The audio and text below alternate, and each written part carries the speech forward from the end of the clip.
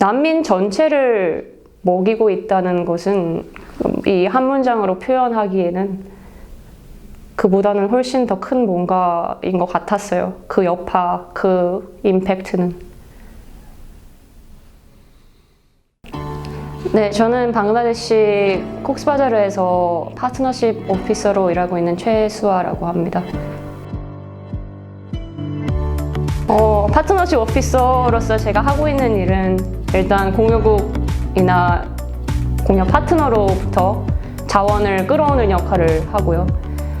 그런 자원들을 끌어와서 잘 필요한 곳에 사용될 수 있도록 조율하고 또 그것이 잘 사용되었는지 리포팅을 하고 그 사용된 내역에 대해서 공여국이나 공여자들이 궁금해하는 부분들에 대한 자료를 준비하고 제공하는 역할을 하고 있습니다.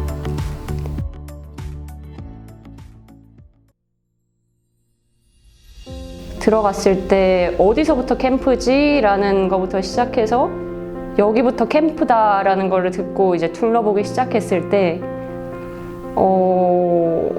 뭐 딱히 형용할 수 없던 것 같아요. 모래사장 같았고 온통 황토색이었고 흙먼지가 일단 가득했고 차 타고 가면서도 흙먼지가 흩날리니까 온통 황토색이었어요. 그게 저한테 첫 인상이었고 최대 난민 캠프라고 하는데 아무리 그걸 저한테 보여줘도 그리고 실제 지금 몇 번을 본 지금도 그 100만이라는 숫자는 와닿지 않는 숫자인 것 같아요.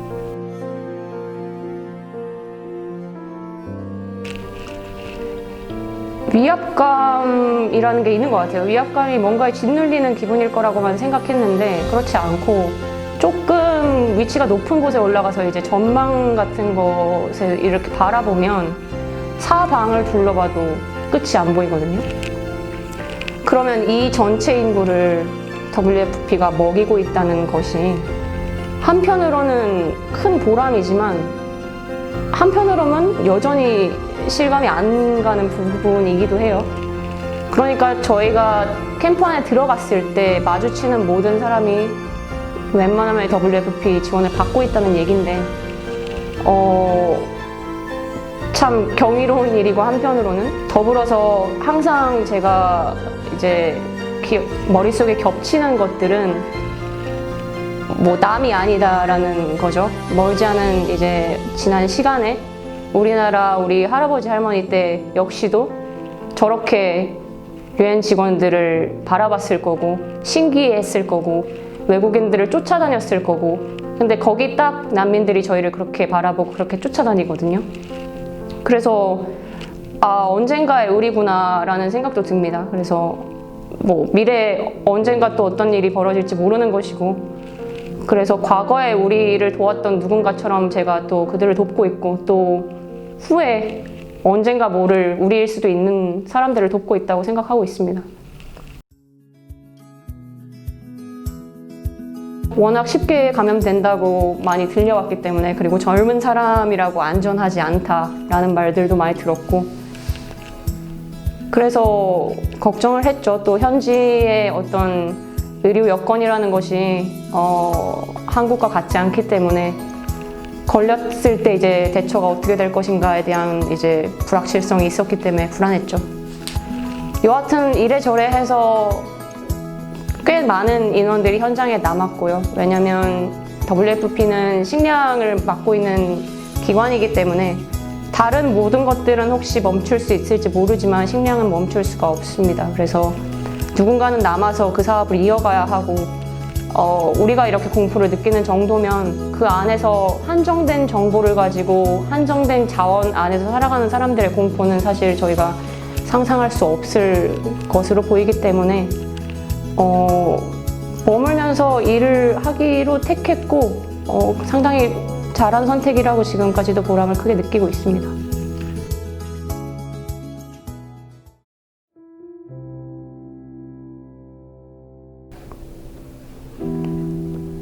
봤던 장면은 아니고 제가 2017년 8월 처음 로힝야 사태라고 불리는 것들이 터졌을 때는 어땠을까를 알고 싶어서 그 당시에 동료들을 취재하듯이 한 적이 있어요. 그때 목격한 것들, 전해 들은 것들. 국경을 넘어오기 전에는 한밤중에 이제 총성이 들려서 뭐 이웃이 총에 맞는 것을 직접 봤다든지, 그 정신없는 와중에 어린 아이들, 딸 아들들을 잊어버려가지고 찾다가 한 명은 잊어버리고 한 명만 겨우 숨어있는 걸 찾아 꺼내서 도망쳤던 이야기. 그리고 갓 난 아이를 이제 부둥켜 안고 피난을 오는데 그 아이를 이제 군인이 뺏어서 불길에 던진 이야기.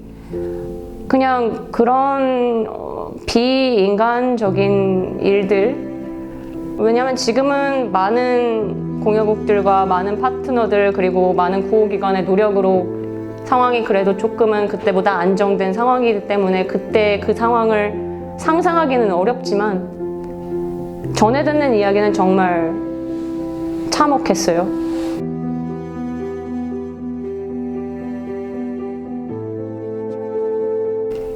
아직까지는 전혀 없고,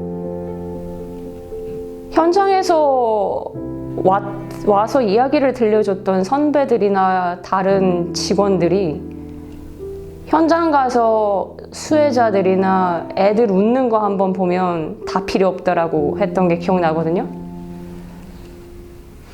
되게 많은 사람이 공통적으로 그 얘기를 했어요. 되게 진부하고 뻔하고 재미없는 것 같은 그 표현을 되게 공통적으로 했어요. 근데 그 말이 어떤 것이라는 것을 알고서는 다른 어떤 유형의 성공보다 이게 위에 있다는 확신이 들었고, 아마도 이거 이상의 어떤 것을 찾지 않는 한은 그걸 찾을 때까지는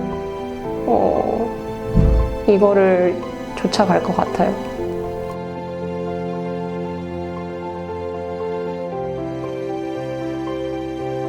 현장은 조금 다를 수 있는 것 같아요. 다 다른 곳에서 아까 말씀드렸다시피 떠돌다 왔고, 얼마든지 다르게 생각할 수 있고, 되게 생각지 않은 데서 고마워할 때도 있고 생각지 않은 데서 열받아 할 때도 있어요.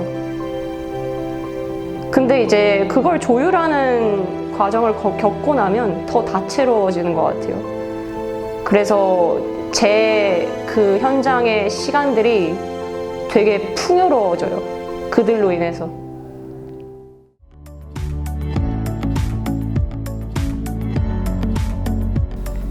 공여국 방문 때는 그렇게 준비를 해요. 중요한 방문 때는 그렇게 준비를 해서 저희도 사실 저희끼리 많이 웃는데, 이건 뭐 영화 연출도 아니고 그랬는데, 목적을 생각해보면 그 짧은 방문 시간 내에 그 공여국이 기여한 바를 가장 임팩트 있게 보여줘야 하는 순간인 거예요. 고위급은 분초 단위까지 드라이 리허설을 다 하고요. 동선 따라서도 다 하고, 차량 혹시 펑크 날 거 대비해서 차량 한 대 더 붙인다든지 모든 가능성을 감안해서 일정 준비를 합니다.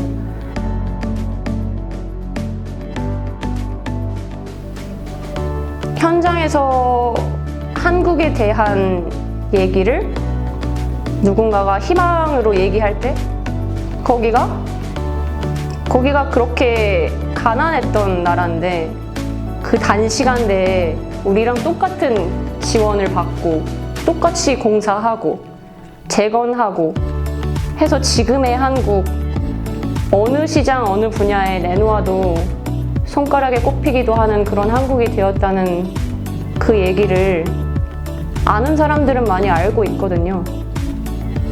그런 나라에서 나서 이렇게 또 다른 나라를 그렇게 되게끔 도와주는 역할을 한다는 거는 되게 특별하죠.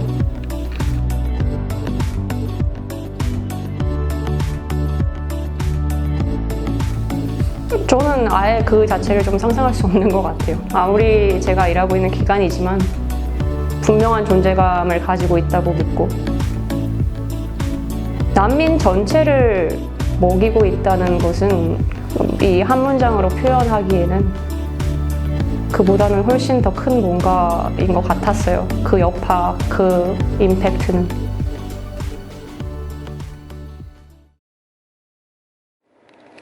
지금까지 시청해주신 여러분, WFP 한국사무소 채널 구독과 좋아요 그리고 알람 설정 부탁드립니다. 감사합니다.